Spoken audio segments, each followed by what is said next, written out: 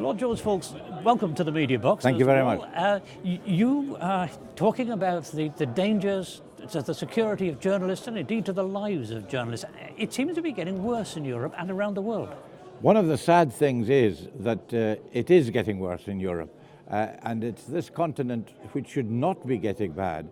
And that's why this report is very timely and makes various recommendations for the Council of Europe, but also for our member states to deal with it. We've had murders, we've had detention, and other attacks on journalists. Daphne Caruana Galizia in Malta, and many others. And we highlight particularly that the situation is bad in Russia, which is the worst in Europe, Turkey, and in a number of other countries. It's getting worse also. So we're asking the Council of Europe, which has already been active through the Court of Human Rights, through the Commissioner, through the Assembly, as well as the Council itself, the Secretariat. We're asking it to do even more. But even more important than that, we're asking national governments to take action, because in the end, it's the national governments that can do something about it. The problem is that some of the national governments are very nationalist governments, and they don't want anyone to say anything that casts doubt over their authenticity or their supreme rule. I mean, how do you overcome that? Because this nationalism seems to be on the rise.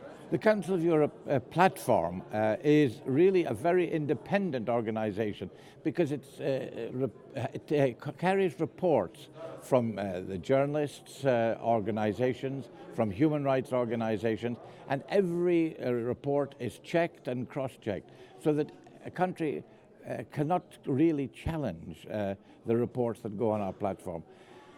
The nationalism, the growth of nationalism is more difficult. I think that's only one of the factors. So I think that there are, unfortunately, more governments that are afraid of criticism. And the people who come under the greatest threat are the investigative journalists, the ones who are challenging and questioning what governments do. And journalists are so important to democracy. We think elected members, members of parliament, are the crucial part of democracy. But journalists are equally important in keeping ministers and members of parliament to account, so that the public know what they're doing, they know if they're corrupt, know if they take bribes, and know if they are threatening in any way. So journalists are absolutely vital to democracy. But that's why sometimes corrupt regimes persecute them, punish them, and sometimes kill them.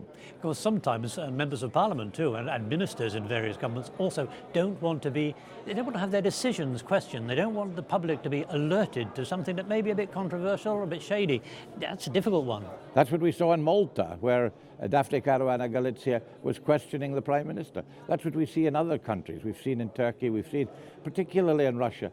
And some countries are improving, and we want to highlight where the countries are looking at the reports on our platform, where they're taking action and where there is an improvement. Ukraine is one, which I'm glad to say has shown some improvement. And we like to highlight that. But unfortunately in Russia, they pay no attention to our reports on our platform at the moment. So we really do need to do more to pressurize governments like Russia to take more action on it. And it's really not an easy job. I was going to say, how on earth do you put pressure on a country ruled by a man like Vladimir Putin? It's not easy. It's not easy. We have to recognize that. I mean, that's not just the journalists' threats that affects. It's a number of other opposition politicians and many other people as well are threatened in that kind of regime. But what we do on the platform and by publicizing it is to name and shame a country so that people know. And after all, here in the Council of Europe, this is meant to be the center of democracy. And membership of the Council of Europe is really incompatible with growing threats to media freedom. And so I hope that countries like Russia and Turkey will recognize that and begin to take some action. Otherwise, their position in the Council of Europe could be under threat. Lord Foulkes, thank you very much indeed. Thank you.